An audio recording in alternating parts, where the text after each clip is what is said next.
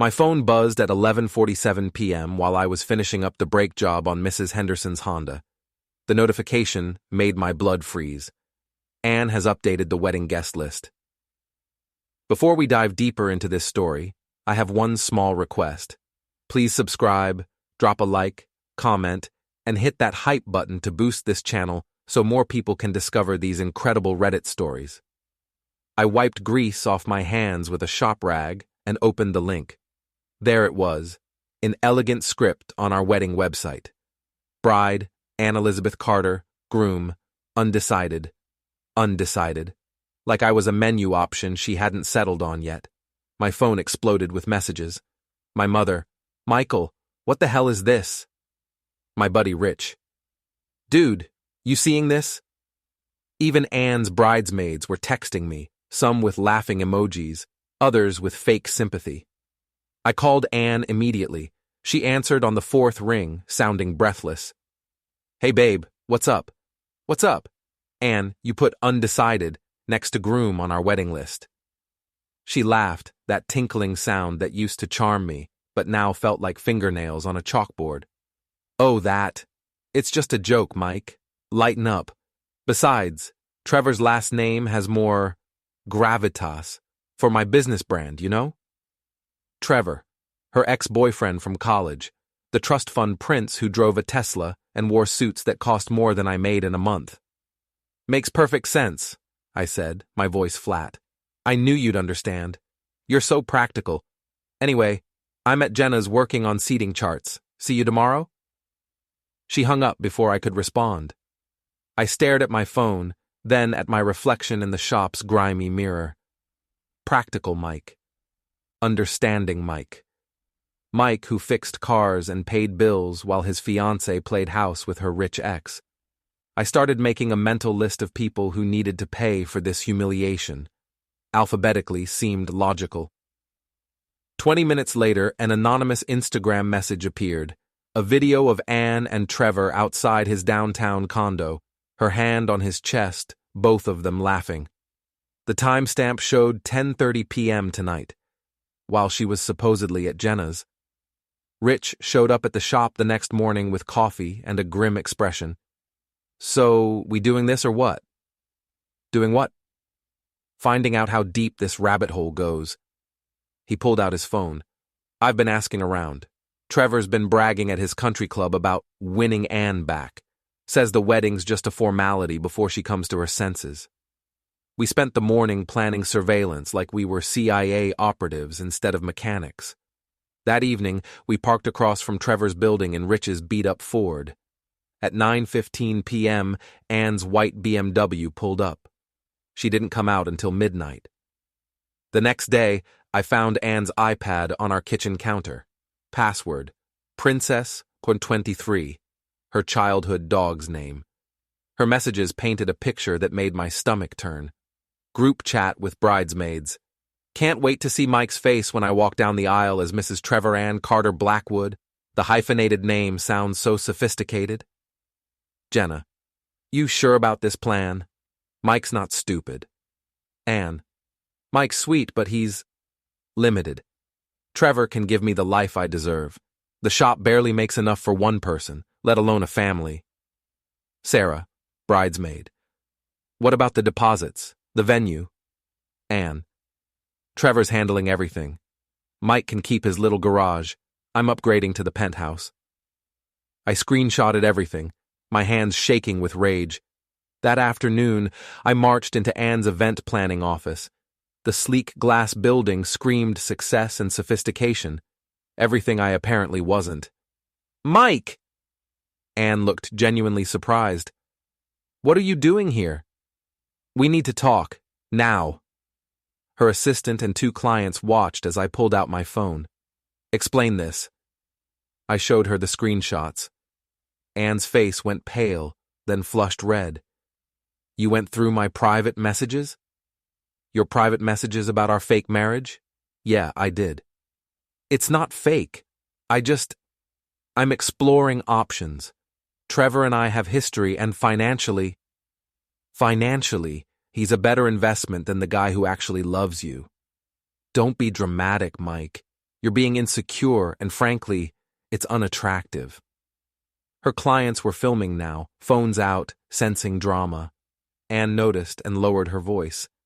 We can discuss this at home. You're embarrassing yourself. I'm embarrassing myself? I laughed, loud enough for everyone to hear. Lady, you haven't seen embarrassing yet. I walked outside to where Trevor's Tesla sat in the visitor parking. From my pocket, I pulled a small bottle of motor oil, the thick black kind that stains everything it touches. I poured it carefully over the pristine white paint, then took a selfie with the mess. I texted it to Trevor with the message, "Compliments of the undecided groom." Within an hour, Jenna had leaked our entire conversation to Millbrook Tea, the town's most popular gossip Instagram account. The caption read, "Local bride can't decide between mechanic fiancé and millionaire ex. Wedding drama brewing." The post got 847 likes in 2 hours. By Thursday, everyone in Millbrook knew about my humiliation. The grocery store checkout girl gave me pitying looks. My regular customers asked uncomfortable questions. Even my mother called. "Michael Patrick Sullivan, what are you going to do about this mess?" "I'm handling it, Ma." "Handling it how?" "That girl made you look like a fool in front of the whole town." She wasn't wrong. But I had plans. Rich and I spent Thursday night in his basement, plotting what we called Operation Wedding Wrecker. Stage 1, destroy Anne's professional reputation. Stage 2, expose Trevor's true character. Stage 3, public humiliation at maximum scale. Friday night, I put Stage 1 into action. Anne's biggest client was Millbrook Country Club's annual charity gala. I'd done electrical work there last year and still had contacts.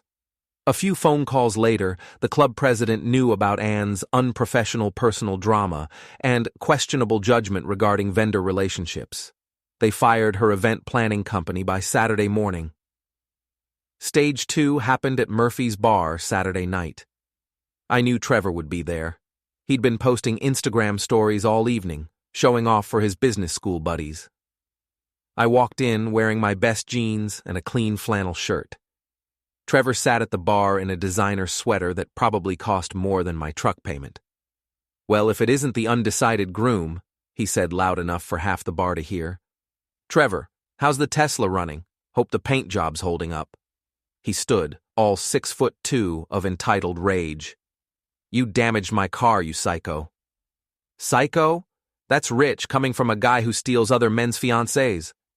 "I didn't steal anything. Anne came to me. She wants a real man, not some grease monkey who'll never amount to anything." The bar went quiet. Everyone was watching, phones coming out. A real man? I stepped closer. A real man doesn't sneak around behind someone's back. A real man doesn't need daddy's money to impress women.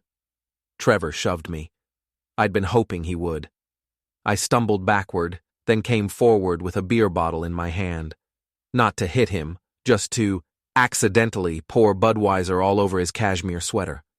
"Oops," I said. "Sorry, did I ruin your groom outfit?" He swung at me then. I ducked, and he hit empty air, stumbling forward. The crowd cheered. Someone definitely filmed it. By Sunday morning, the video had 12,000 views on TikTok with the caption, "Rich boy versus working man, guess who wins?" But I wasn't done. Sunday night, I hacked into our wedding website using Anne's predictable passwords. I changed the RSVP page to read, "Bride, Anne Prestige Carter. Groom. Open position. Applications being accepted. Requirements. Net worth over 1 million. Willingness to be publicly humiliated." The bridesmaids started turning on Anne Monday morning. I knew because Jenna accidentally sent me a screenshot meant for someone else. Anne's lost her mind. This whole thing is a disaster. Trevor's furious about the bar video. That's when I realized Jenna wasn't just Anne's loyal friend. She was playing her own game. Tuesday morning brought the revelation that changed everything. I was at the shop when my phone buzzed with a message from an unknown number. "Check Trevor's Instagram story from last night. Jenna's apartment, 2 a.m. The story showed Trevor and Jenna on her couch, both drunk, her hand on his knee. The caption, "Old friends catching up." I called Rich immediately. "We've been looking at this all wrong. It's not just Ann and Trevor. Jenna's been pulling strings." We did some digging. Jenna and Trevor had dated junior year of college, before Ann stole him. Jenna had been in love with him for years, watching him bounce between women, waiting for her chance. The wedding sabotage wasn't just Ann's idea. Jenna had orchestrated the whole thing, manipulating Ann into humiliating me publicly, knowing it would destroy Ann's reputation and drive Trevor away from her. Jenna wanted Ann ruined and Trevor single. I had to admire the strategy, even as I planned to demolish it. Wednesday night, I put the final stage into motion. Trevor's pride and joy was his 1967 Porsche 911, a restoration project he'd been bragging about for months. He kept it in the parking garage under his building. I didn't damage it, I improved it. A few pounds of biodegradable glitter in the exhaust pipe, along with a small package of fish oil capsules that would break down in the heat. The car would run fine, but every time he started it, glitter would shoot out the back like a celebration cannon, and the smell would be memorable. I left a note on his windshield. "May your new life sparkle and stink. The Decided Groom." Thursday morning, Trevor found his car.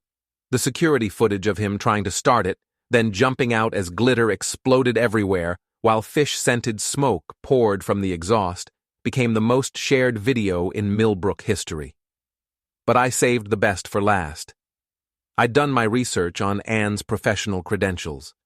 Her certification in luxury event management came from an online course that cost $99. Her internship at a prestigious New York firm lasted 6 weeks and ended when they fired her for incompetence. I sent the documentation to her boss Friday morning, along with screenshots of her messages about using company resources for personal drama. Ann was suspended pending investigation by Friday afternoon. Saturday, the day before our scheduled wedding, I received a desperate call from Ann. "Mike, please. We need to talk. I made mistakes, but we can fix this." "Fix what? Your fake credentials? Your affair? Your public humiliation of me?" "I never slept with Trevor. It was just complicated. Jenna convinced me that you weren't ambitious enough, that I deserved better, but I was wrong." "Jenna convinced you? Interesting. You know she's been sleeping with Trevor, right?" Silence.